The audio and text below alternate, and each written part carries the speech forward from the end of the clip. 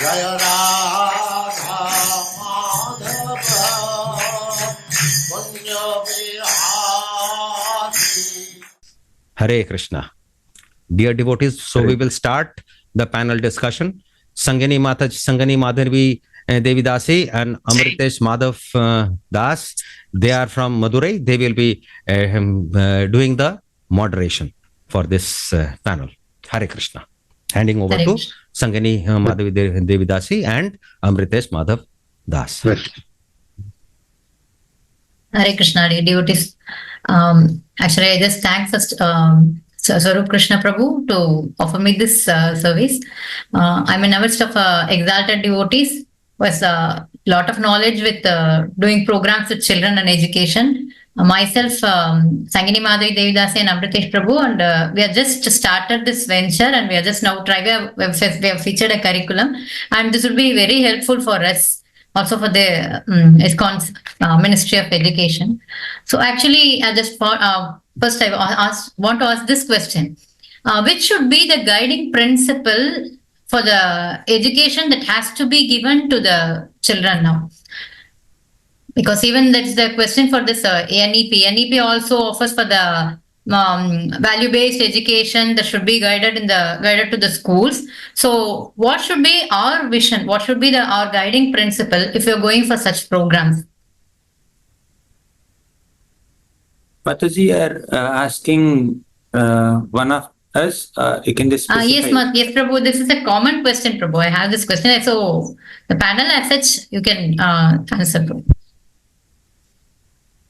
Let's go with senior most first. Mataji, you can answer. No, we'll go with Gauranga Darshan Prabhu first. He's the one who has been writing books actually. So, though I'm engaged in children preaching, and I do summer camp and I run a school, but I'm really grateful for the books that Gauranga Darshan Prabhu has been releasing one by one, and amazing books that, we do prescribe those books in our school at Divine Touch.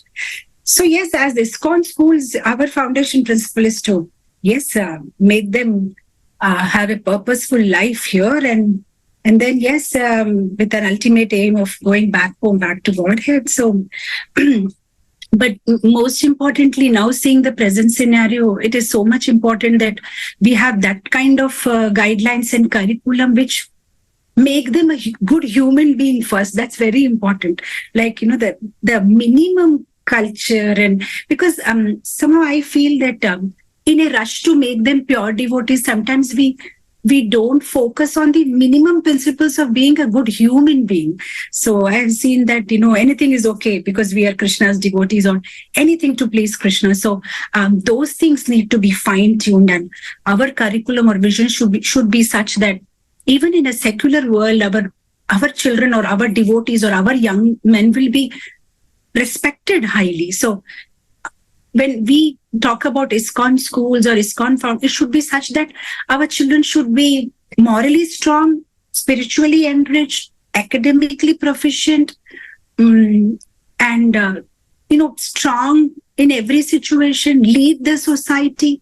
And in our curriculum, we should have such a support system whereby for the rest of their lives, children will have that support of, what they have learned in a ISKCON school, and they will be able to lead a balanced life. That's also very important. I'm specifically emphasizing on the word balance, because sometimes in a race to make them Krishna devotee, we sometimes undervalue the importance of how to have a balanced life here in this world also, because not everybody can become a monk. They will have to come, be in a grahastha ashram and deal with so many situations, and not everybody can be a full-time devotee at ISKCON. So they will have to work with the outside world. So, teach them how to have balanced perspective and how to live a balanced life. So our curriculum has to, be in such that a well-rounded personality, or, like a wholesome growth, a holistic growth should happen of an individual. So yes, Mataji, as you mentioned, sometimes we give over importance to making them best devotees, and so we sometimes just ignore the values that they have to hold on. So that should be given to the children. So you feel that should be the foundation, right? That should be the vision. That should guide the education. That should guide the framework as such. So it should, as you said, it should be a rounded thing, giving the wholesome education. So actually, but education is itself, it has to give the values also. But right now we find such difficulties.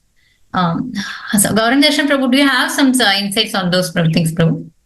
Yes, actually, Nitai Sevini Mataji has wonderfully covered everything that we need to provide the children in a very brief, just in 2-3 minutes. Mataji very beautifully covered everything.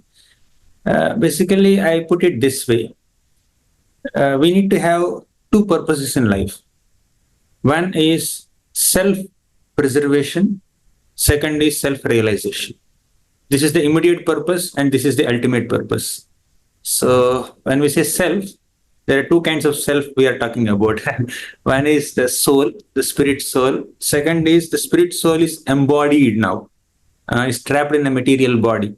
So bodily maintenance is also a purpose in human life. So we need to give rest to the body. If you see in Bhagavad Gita, Krishna spoke a lot of knowledge on spiritual subject matters, bhakti and all that. But he also emphasized a lot on maintaining the body, coming to mode of goodness, yukta hara viharasya yukta cheshtasya karmasu, like having a proper balance in our physical lifestyle, and also having a peaceful mind. Buddharet atmanam avasadayet. So balancing and harmonizing the subtle body with the functions of the gross body, and all coming together to attain the ultimate purpose of self-realization. So we need to teach them self-preservation also and self-realization also. So in the name of making them Krishna's devotees, we can't just disconnect them from the mainstream education and the innocent pleasures that kids deserve in their lives. They need to play. It's not just the Anandamaya Kosha where you take Ananda in bhajan of Krishna. So we need to nourish their Annamaya Kosha also, Gnanamaya Kosha also, and other koshas are there. All 5 koshas must be incorporated within a kid's education. So yes, some people can focus more on the spiritual education part, but there should be some individuals and teachers who take care of their physical maintenance and the internal emotional stability and intellectual growth also. Thus, self-realization and self-preservation must be going well together. So yes, these are a few thoughts. I often tell the parents, don't punish your children just because they are not incarnation of Prahlad Maharaj. Sometimes parents have undue expectations. Oh, my child is not reading Prabhupada's books. Yes, reading Prabhupada's books is great, but he's hardly 7-8-year-old. And sometimes the extent of the philosophy and the intensity of the philosophy is like too high for a small child to digest. Yes, we can. That's a very good term, self-preservation and self-realization. If we should balance with both the things. I just asked this question to His Grace Radhakanta Prabhu. Prabhu, as you run the school, how do you do this, Prabhu? Both, as Prabhu said now, self-preservation and self-realization. So running a school would be a challenge, right? It would be balancing both the things. Yes, Mataji. So as Nitai Sevini Mataji and Gauranga have rightly said, that we need to balance. So right now in Vrindavan, we have a regular ICC curriculum. But along with that, we have a lot of Krishna consciousness. So, and what we do, see till class, for the junior classes, till class 8, more emphasis is on language, right? Because that's what students need to learn. And ICC has a flexibility, they don't have very strict curriculum till class 8. 9th onwards, they follow strictly ICC curriculum. So till class 8, what we have done is we have incorporated a lot of Krishna consciousness in their curriculum, like English. So we teach English through Arudha Mataji's Bhagavatam book. If you are aware that Arudha Mataji, she has produced some Bhagavatam series with lots of activities and English-based activities and other things. So right from class 4 to 8, we are following that book for English. Similarly, from class 1 to 4 also, because English they have to read story, right? That's what they learn English. So we use all the Krishna conscious story books and literature. So till 1 to 8 are English, entire English curriculum is kind of Krishna conscious. So this is how we have integrated both together. So students don't miss out on anything. At the same time, they're taught English through Krishna consciousness. We are also using Gauranga Prabhu's books sometimes.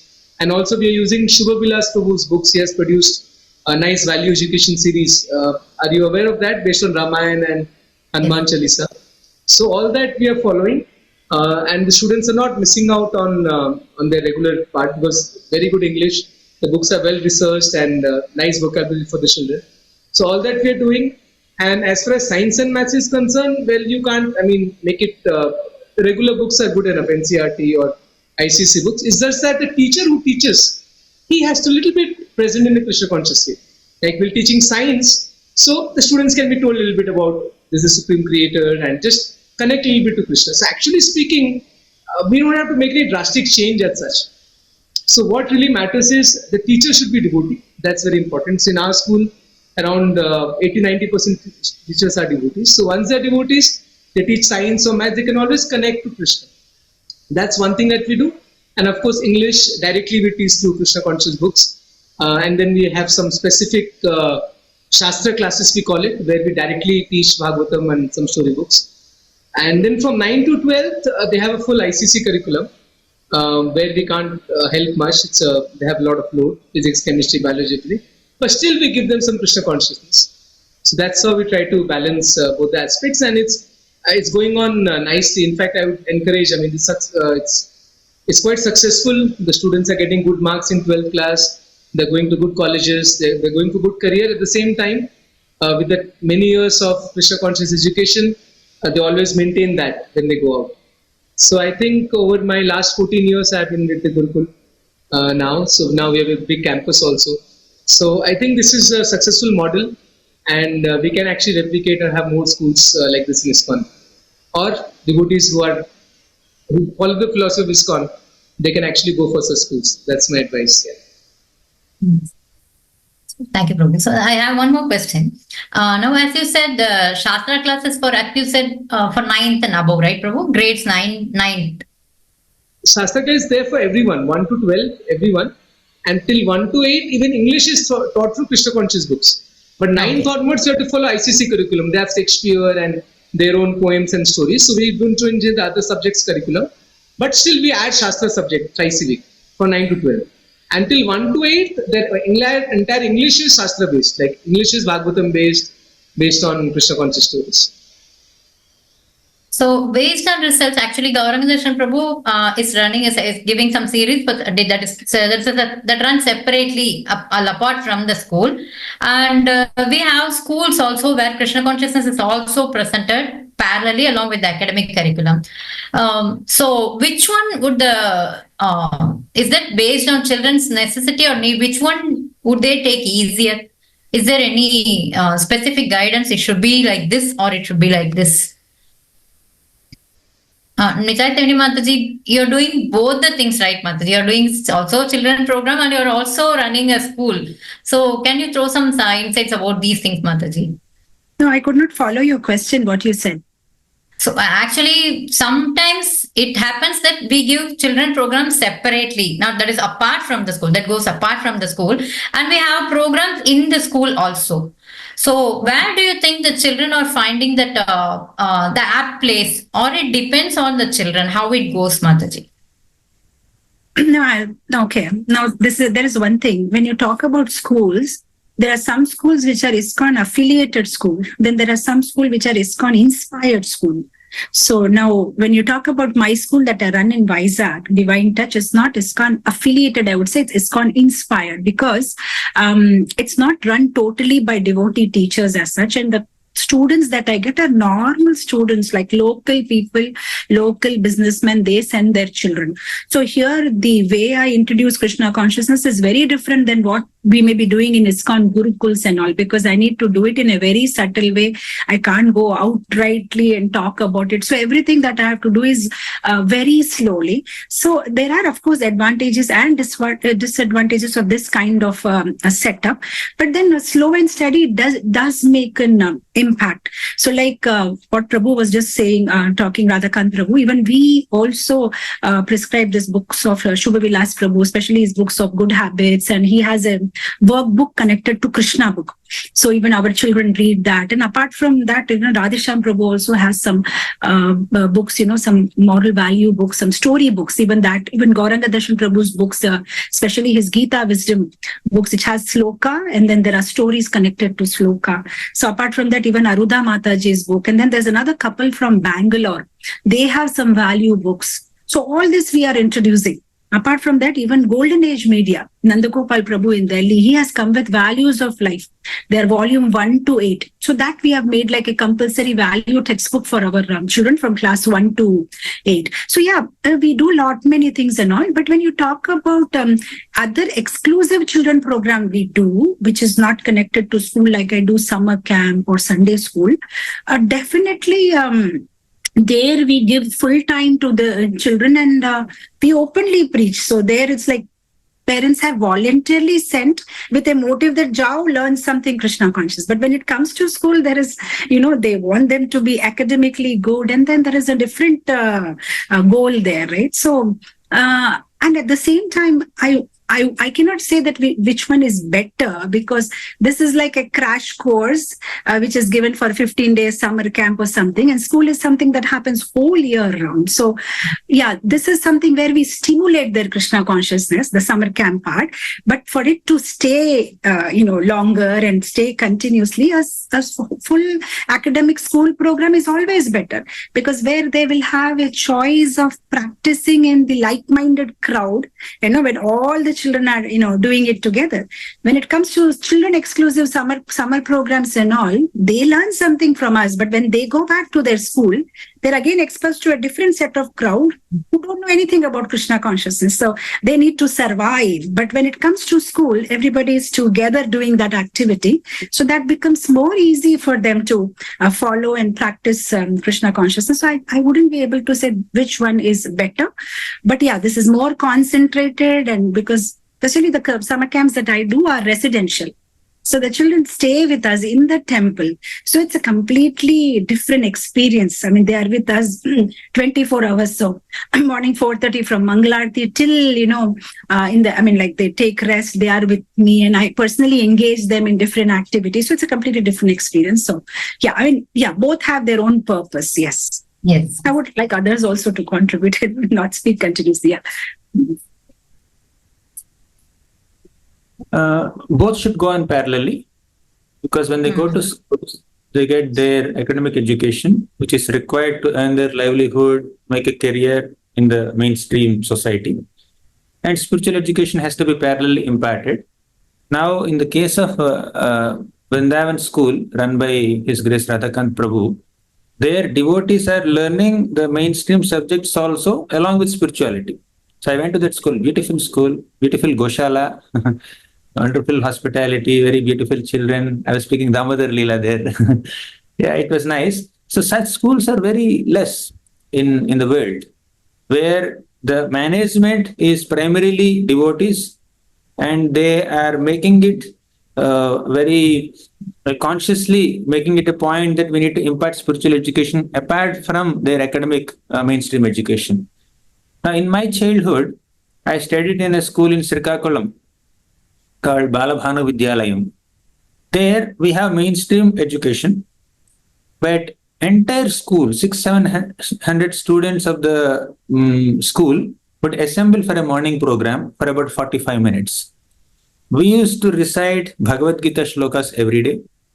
Sometimes seasonally, when there is Dhanurmas, we used to recite Vishnu Sahasranam. Dasara time, we used to recite Lalita Sahasranam.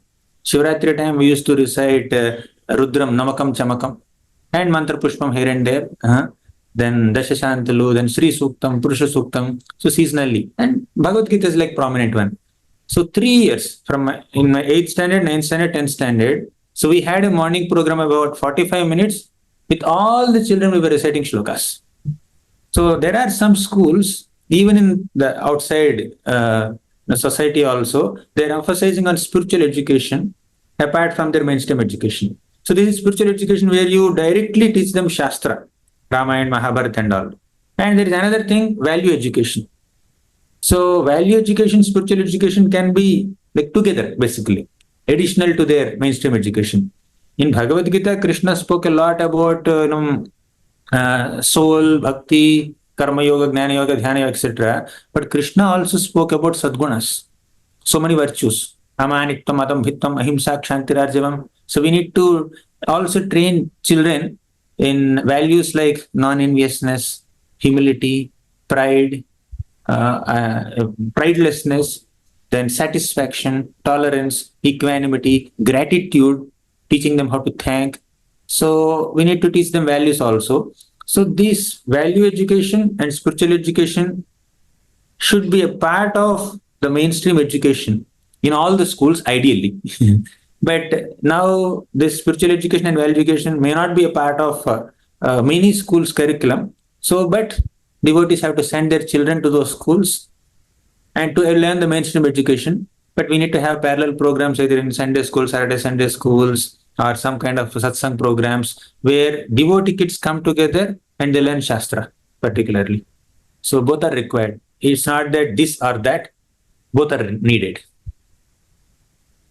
There are a few thoughts. In our summer camps also, we have these immersive programs, 4-day summer retreat.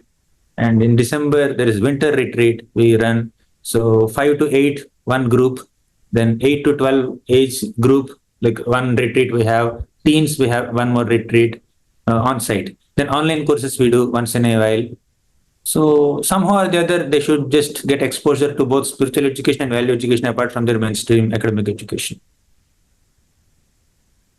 So you also mentioned about the retreat, and Mataji also spoke about the summer camp which runs residential. So what is the general feedback that is given by the parents, though if they are even devotees or not devotees? What is the general feedback? How do the parents feel about the programs? And how do the children they take part? If they are coming by 4:30 residential, if Mataji said it's a residential program and the children join by 4:30 with the Mangalarti and they are having a tight schedule, how do the children take? And even they get back to their parents, they will be giving the feedback and how the parents feel. So it's a difficult thing, right? Getting up for Mangalarti and the two, they are not trained for those things. It will be difficult for them. So how do the parents react for those things, Mataji? The general feedback of the parents is, can you keep them whole year round? Can you just keep them with you? Because the anesthesia of summer camp remains for a month, And when they go back home also, they are like, because we teach them values like, Pada Namaskaram, respect the elders, watch the sunrise, get up, chant, all that thing. So it stays for a month. And then again, it's definitely not the fault of the children, but the kind of atmosphere they have at home because the parents are not doing it. So how long will they be able to maintain what they learned at the camp, right? So after 1 month, the parents are the one who complained that, again, he has become what he was, but who made him that is the parents because they watch TVs up to late in the night and they don't get up with the children. So they take them to the parties and they give them non-offered food. So whatever we do here, they try their best to undo it because the only thing they want is they just want the, egg from the hen. They don't want to feed it. I mean, they just want the benefit out of it. Like, because when they take up to Krishna conscious programs, there is so much change in the children's general behavior also. They become milder.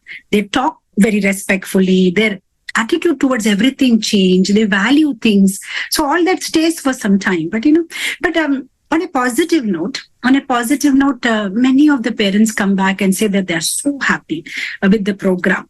Not only the summer program, even the school. I share one small incident. I was in Bangalore some time back and the Bangalore airport, and I met one old couple, and they, as soon as they saw me, they came running, and they were paying obeisances, and they said, "We just want to say thank you." And I said, "I'm sorry, I couldn't recognize you." Then he said, "Years ago, my grandson studied in your school, Divine Touch." So he said, "I wanted to share an incident, Principal Madam. What happened is I was sick some time back, and My grandson, who was just maybe like 8-year-old, came and said, "Don't worry, Grandpa, I'll chant Narshing Aarti. I'll chant Narshing Dev mantra and you'll be fine." So he started chanting Narshima Aarti. So the kind of faith that they are instilled with, that Lord protects us. So he was so grateful. Even like some of our parents, they're very amazed when their little children, they are in the party. And for children, something like cake is very attractive. But when they say, "No, this may be having egg," and the parents have to, "No, this doesn't have egg. No, it's not offered to Krishna. I don't want to eat it."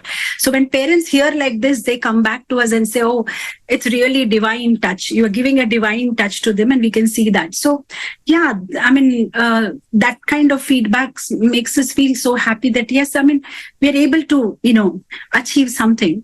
But then all said and done, I don't know how long it lasts, because after some time they move to college and for higher education. But my experience of last 30 years is they may for some time go away here and there, but then they always come back, because this is like some seed that we have put, so that can't go anywhere, and it'll come up, So it's just that even if they go here and there, they never forget, because the kind of impression that is on them in this early childhood age, it is like, like a cement on them. And even if they've been distracted for some time, they do come back.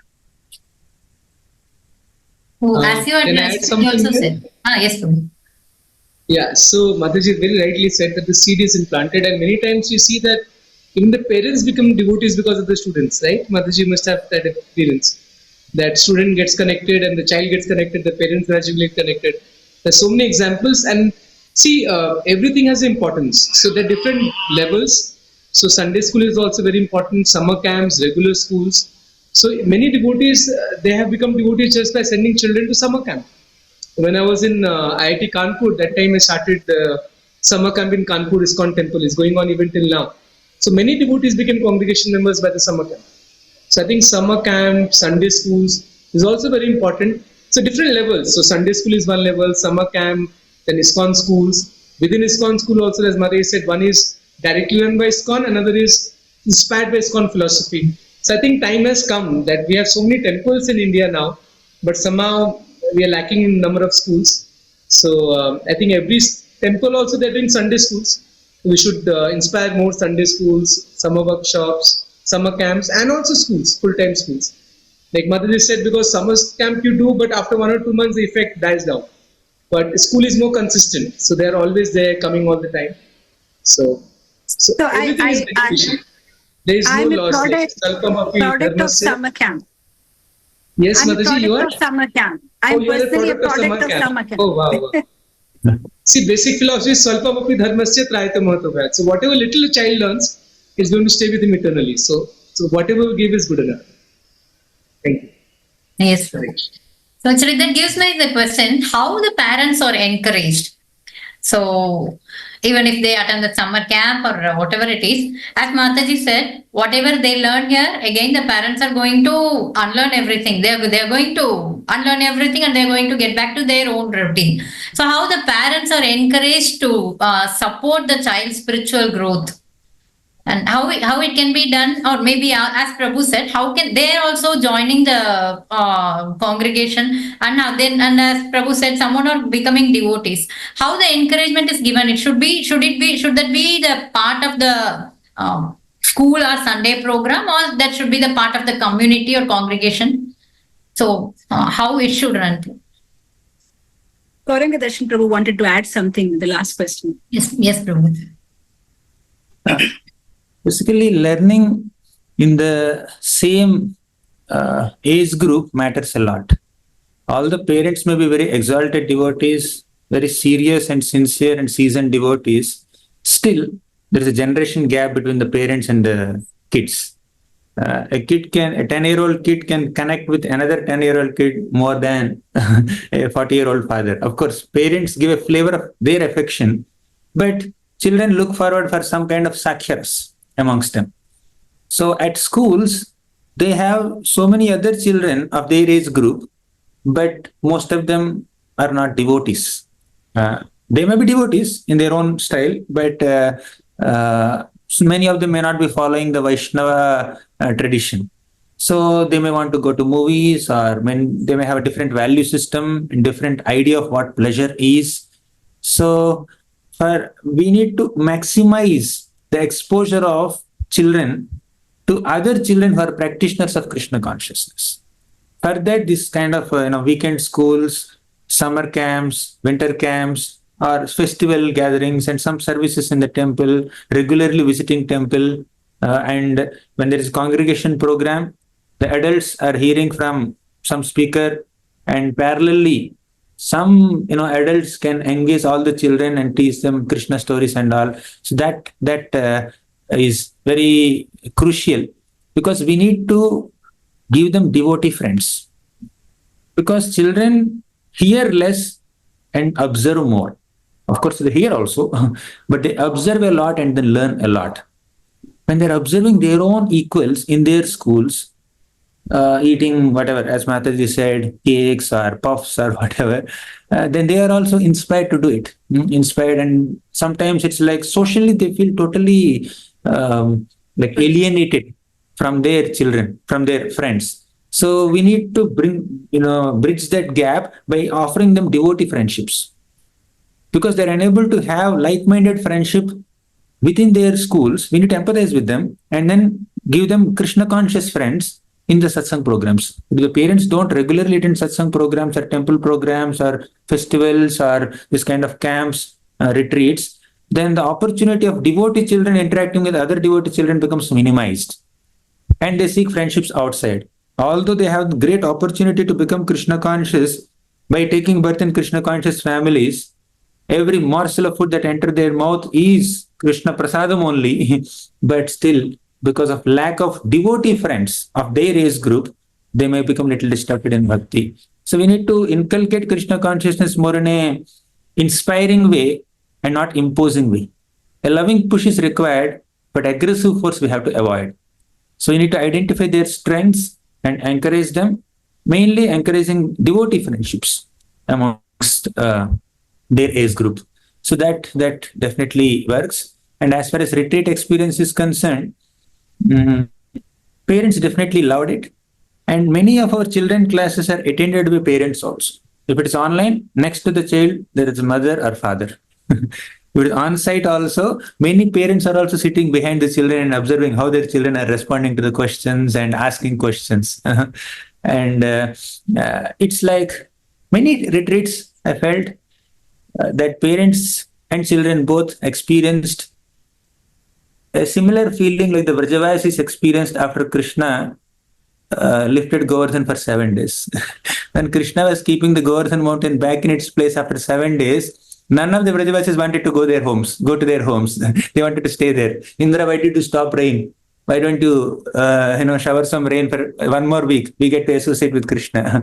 So it's like that for many kids retreats that we had. But as Mataji also said, the other side is also there.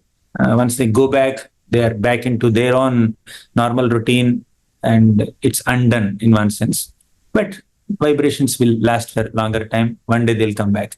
Especially most distractions happen in teenage.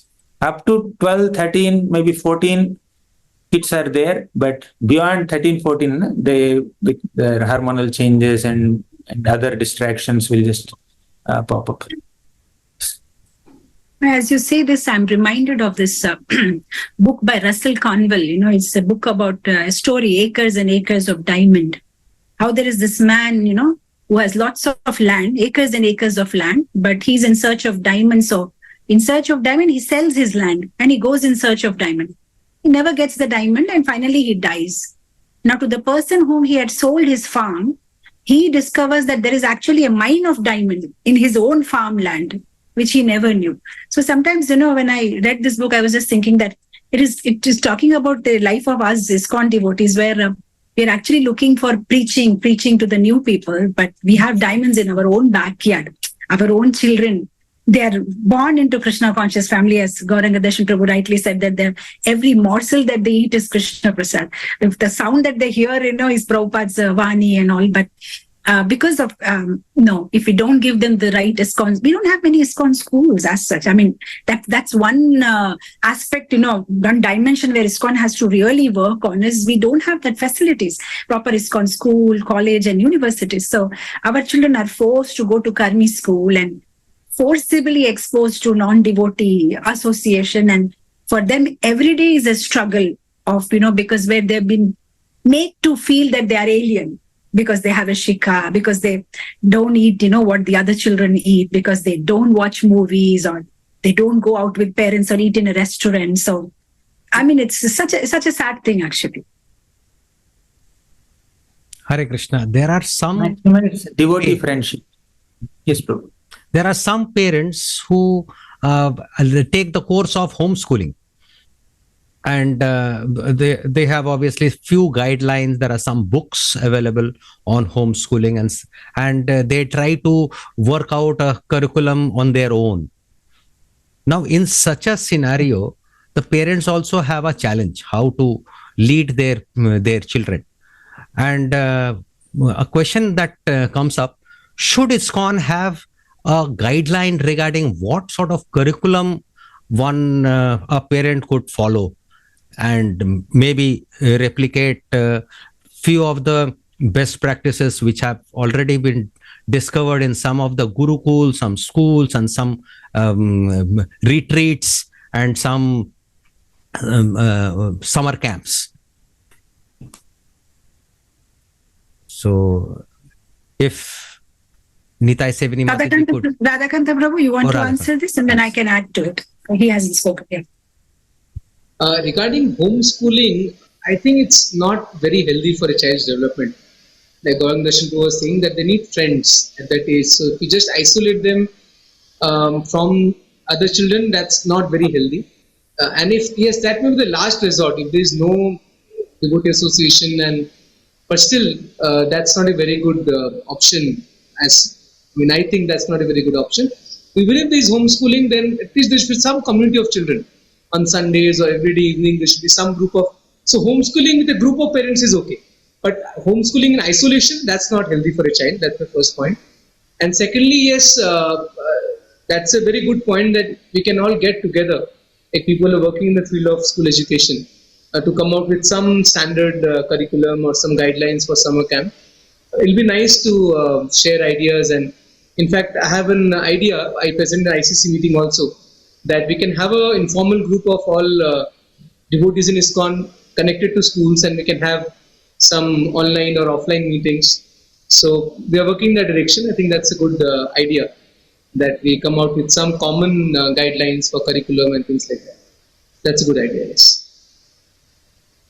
Yes, ma'am. Yeah, we can't have a very, a strict guideline as to this is what needs to be, because it will change from area to area. Like what you can teach in US children and their atmosphere is completely different from what you can do with the Indian children, what you can do with the children who are born to devotees, what you can do to the children of, non-devotee parents is completely different. But as you said, we can definitely have an informal group wherein we can pool up resources and we can share on regular basis. And so there can be some kind of a resource pool from where, according to your need, and that you can take some, matter from them. So that would be nice.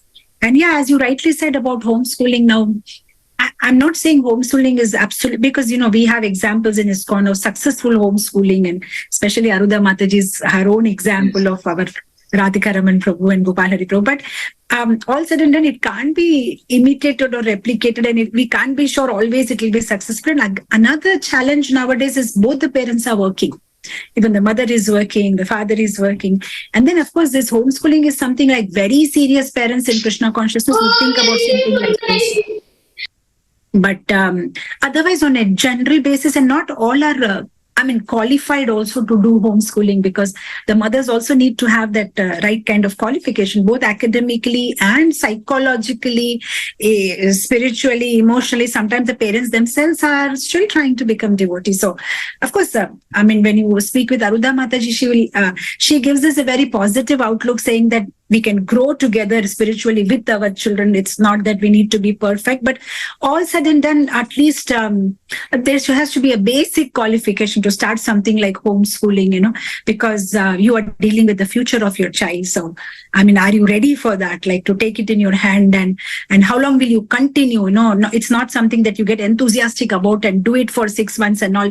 I mean, it has to be, done in a proper way. So are we ready for it? That's one. In my little experience, I have not, I don't have any experience actually. My experience of observing devotees. I have seen many devotees in the United States and Australia. There are different types of homeschooling being done. One, the parents teach everything to the kids. Second, the parents teach a couple of subjects, and other subjects the kids learn through online courses from other teachers. And some parents come together and bring their children together, and like one parent, parents of one children will teach, some subjects. Other parents of other children will teach some subjects. Like there is a group of kids who don't go to school, but they are a group. As Prabhu also said, they need some company. So multiple things. Some are having very good time. The children, we are able to see children growing nicely, academically, emotionally, spiritually, intellectually. But some felt it's getting too much for us. So we are sending, from this year, we are sending our kid to school. So we cannot exactly say this is right, this is wrong, this is good, this is bad. It all depends on the nature of the child and the kind of samskaras they acquire in this life and in the past life. And also the effectiveness of training. And as Mataji very nicely said, it also depends on the capacity of parents to inculcate all the subjects. Sometimes the parents may not be well equipped with the kind of syllabus that they need to teach. And the most important factor is the child's emotional growth. When they are with 10 other kids and then learning, that has a different impact on their emotions. If they're isolated and then they're learning, that has a different impact on their emotions. They become too soft. Suddenly, and how long we can do homeschooling? Up to 10th standard max, then they have to go to universities and colleges. Suddenly there's a big transition from home to college. And suddenly then when they're exposed to the outside culture, they become literally really scared sometimes. So all these are based on observation only. I don't have personal experience of doing all these things. I'm sitting in a brahmachari ashram.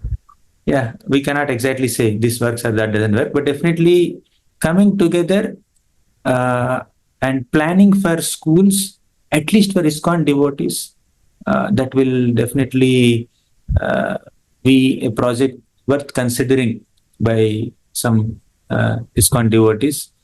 We can have our own devotee employees, devotee teachers that can be source of their livelihood also, that can be service to the devotee community also, and many other outside kids also can get connected to this. We do mainstream education also, plus we also give some spiritual education.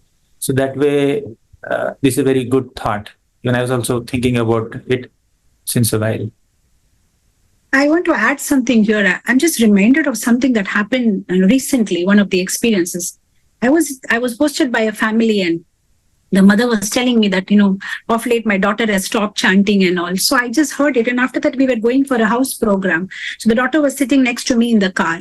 So I took out the counting machine from my mala bag and I handed over to her. And I said, let's see who completes more rounds before we reach the house program place. So I started chanting, and she was in full spirit because she wanted to, defeat me. So we both were chanting, and the mother was sitting just next to the daughter, and she kept on, patting her and, hey, chant slowly. You're not chanting clearly. Hey, you are skipping this. And so she kept on correcting the child, and the child was completely frustrated, and I didn't want to stop the mother in front of the child. And however, somehow I signaled her that, if you can. So finally we reached the destination, and the girl, she defeated me. She chanted more rounds. Then I was wondering on my way back home that not everybody can deal with children. It's not that just because you are a mother, you can deal with it. They don't know. There was no need of going on correcting her, nag her in such a way that and then the mother comes and tells me my daughter is not chanting. And I understood why your daughter is not, in my mind, why your daughter is not chanting, because she was continuously nagging her. So many of my experience like this, where I felt that just being a mother doesn't qualify, that you can become a teacher also.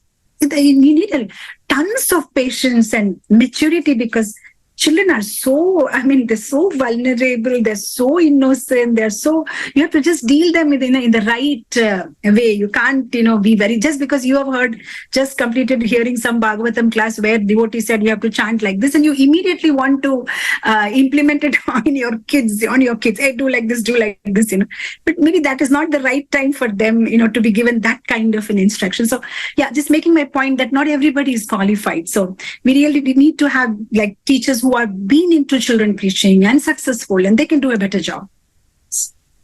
Hare Krishna. I think, as Prabhu said, we need to pull up the ideas. I think, as Mataji said, then that would be a point to start some teacher training programs also, right, Mataji? So, as you said, as Prabhu also said, we need devotee teachers. So then that becomes a point where we need some trained devotees to become teachers. Not only teaching only Shastra or something, even the academically oriented teachers, they should also have this inclination, how to guide the children in a proper way. Then that becomes a challenge, right? How to train teachers, how to train devotees to teach children. What should be done for that point, Mataji? Yeah, absolutely right.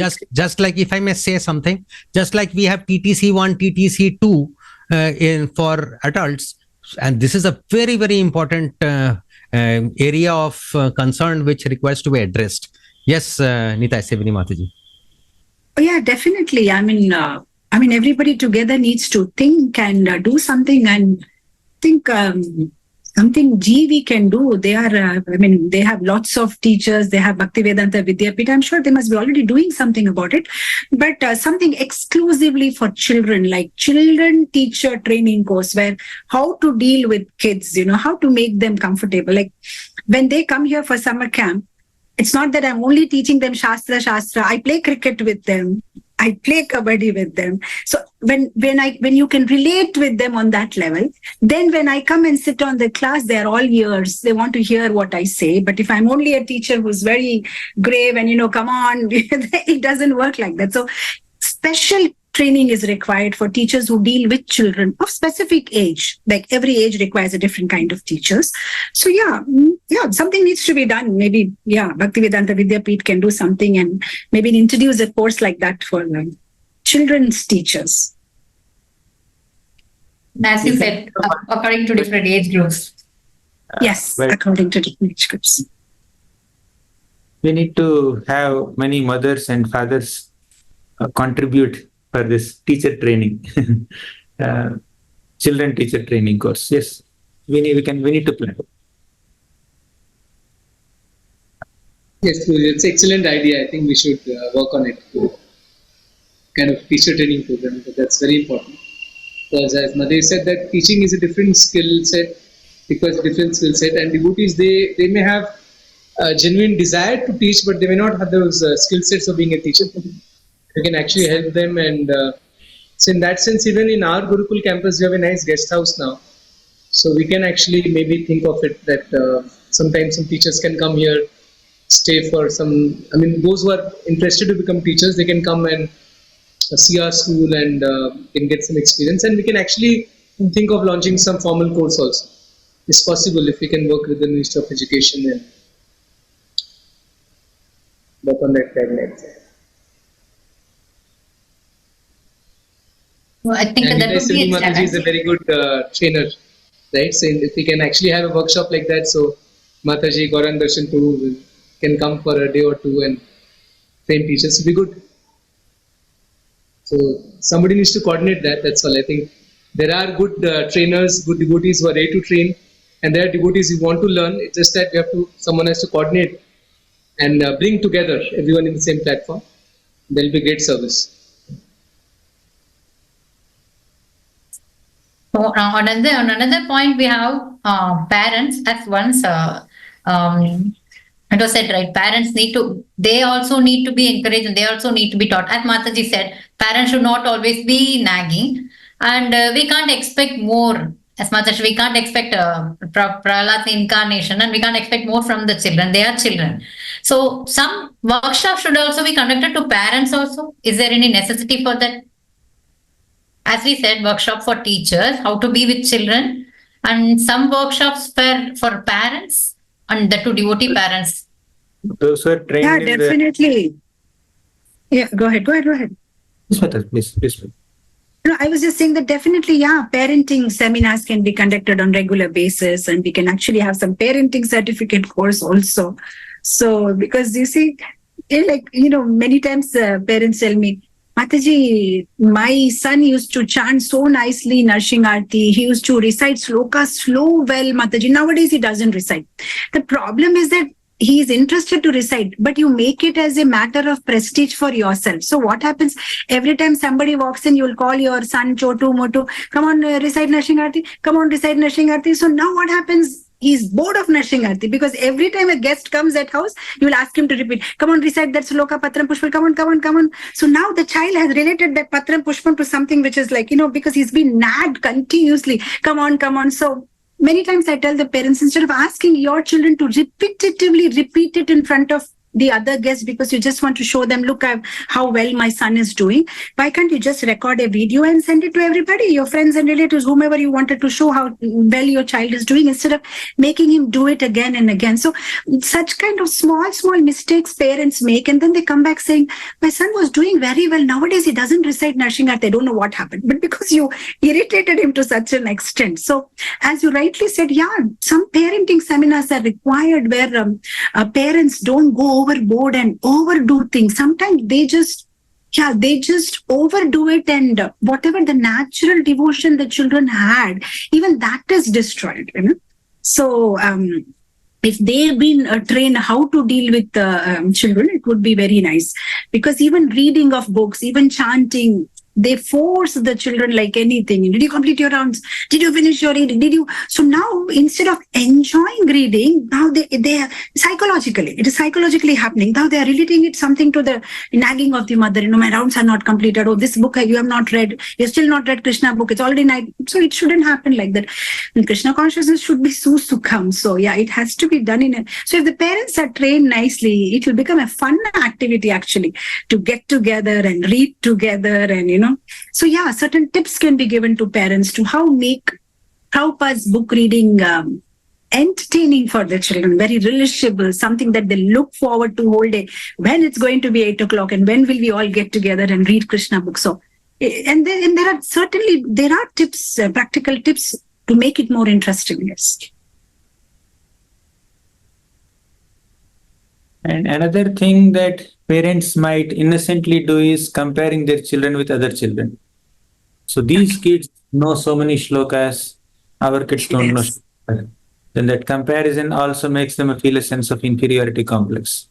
And when the kids are just playing or shouting or screaming, hey, don't do that, chant. Then they see chanting as punishment. So as Mataji said, it should be susukham kartum abhyayam. Instead of experiencing that sukham in chanting, they see that, oh, when I do some mischief, as a punishment, they give a bead bag in my hand. So that becomes very austere for the child to accept. So as both of you said, some kind of training is also required. And those who are experienced in parenting can do it. And another important point, from my side, what I can say is, in Srimad Bhagavatam, there are wonderful examples of good parenting and bad parenting. Sunit is a wonderful example of good parenting. And Uttanapath, at one point, at one phase in his life, he acted as a bad parent. He showed some kind of partiality between his two sons. And Suniti, as soon as she detected some dissatisfaction or some kind of envy or hatred in the heart of her small child, immediately she told, don't desire harm for your stepmother. Please understand that we reap the results of our own past misdeeds. So she immediately trained. She's an example of good parent. She immediately said, take shelter of Krishna. So a good example of parenting and bad example of parenting, you can see throughout Srimad Bhagavatam. Shukracharya, for example, there was a conflict between Devayani and Sharmishta in the 9th canto of Bhagavatam. So they had some conflict and Sharmishta threw Devayani into the well, and later Devayani came and complained to Shukracharya.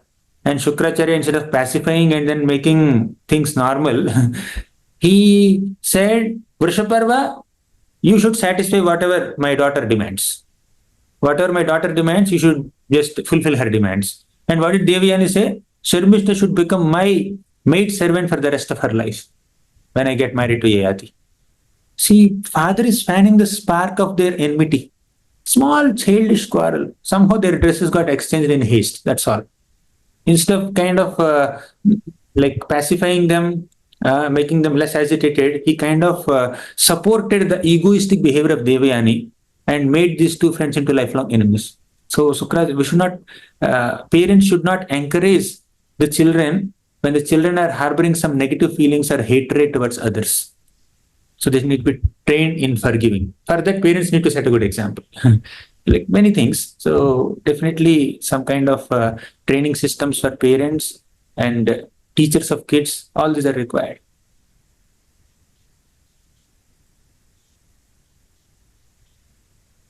So to conclude with, what would be the general message that should be given to the ISKCON supporters and devotees and congregation? So this is a question for everybody. So Nitai, Sevini Mataji, Gauranga, Darshan Prabhu, Radhakanta Prabhu, can throw some insights on this. What would be the concluding message that is given for that should be guiding the community and the congregation and the temples? Radhakanta Prabhu, you haven't spoken. Please go ahead. So one message is that it's very, very important that we give Krishna consciousness to our own devotee children, and also it's a good preaching tool to connect even outsiders. So that is something that ISKCON devotees everybody should give priority. Just like youth preaching, IYF is so important now, college preaching and congregation preaching, but somehow preaching to children is not that priority in ISKCON. Of course, we had a bad history in the 80s, 90s, but now we should get over it. And I think more priority should be given to children preaching, both for devotee children and for outsiders. That's my first message, that priority should be given. And second, at various levels, so be it Sunday schools, summer camps, or full schools, day schools, residential, whatever the different levels. So I think at every level we should expand the activities of ISKCON. So every type of preaching has its own pros and cons. So every temple, I think, should promote all of these or either some of these avenues for children preaching. And the leaders should give priority to children preaching. That's my message. No, I agree with Radhakanta Prabhu, because whatever the leaders do or they don't do becomes the culture of that community. If in a community the book distribution is very well appreciated by the leader, then the whole focus is on book distribution.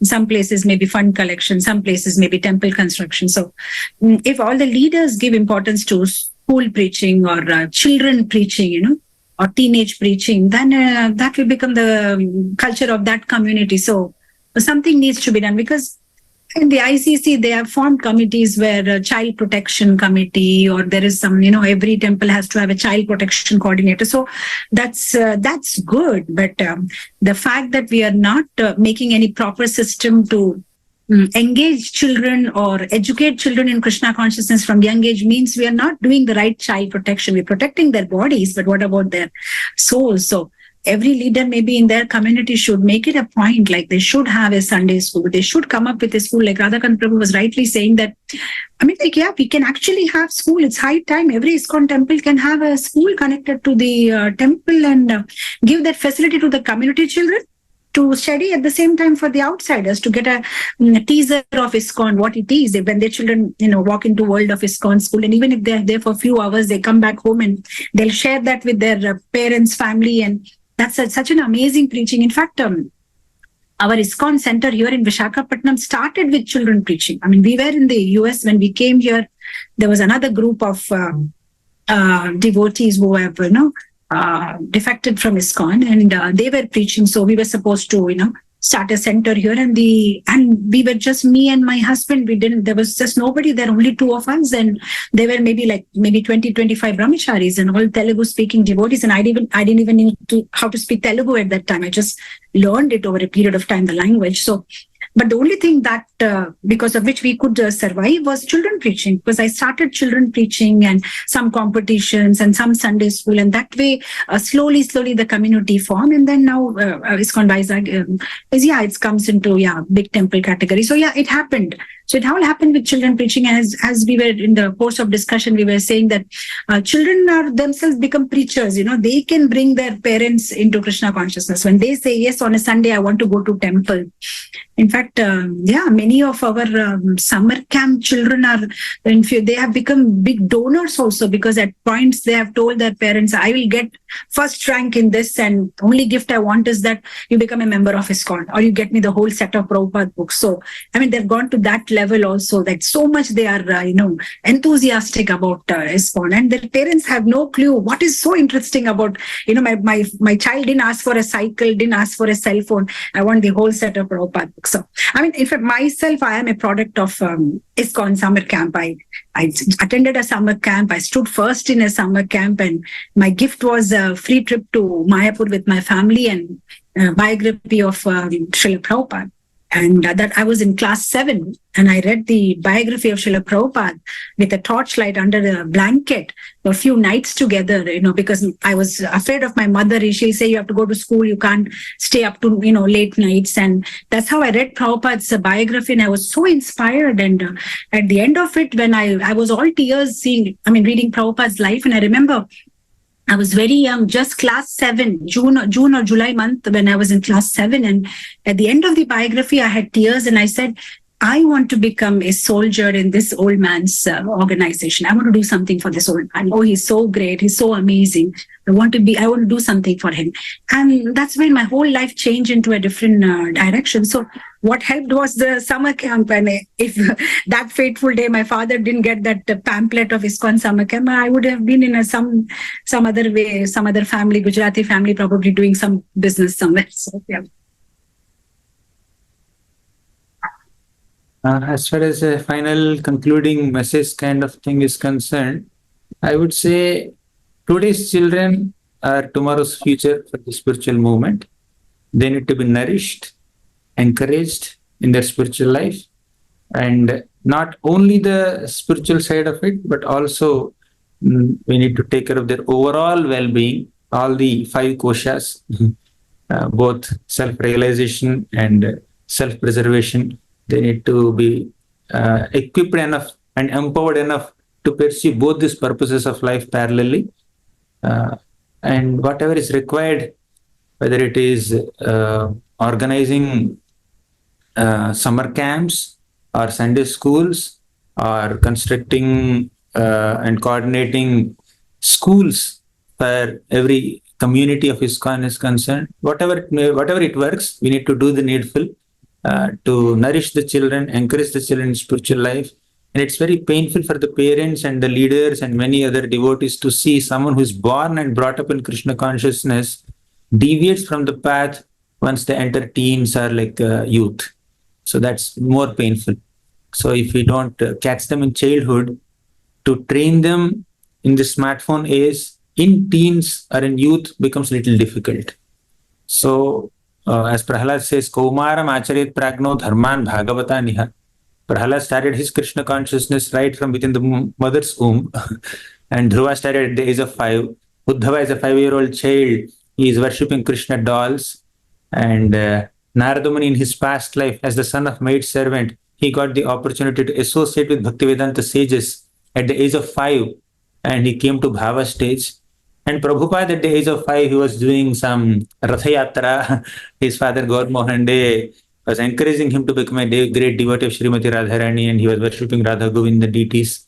So we have several examples within Srimad Bhagavatam in our spiritual history, in our Acharya Parampara. We have so many examples of devotees who started the path of bhakti right from their childhood.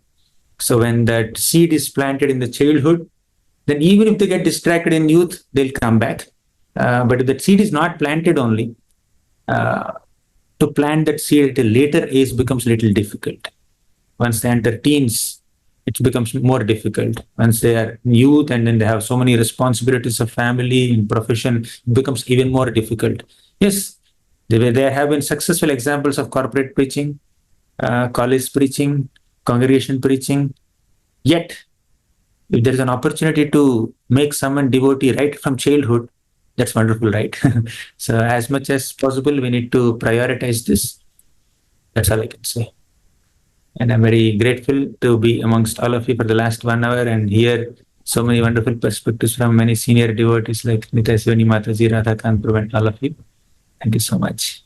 So, Hare Krishna, Prabhu, I take pleasure to thank all the senior devotees. So they are doing wonderful contributions, not only to us, to the entire devotee community.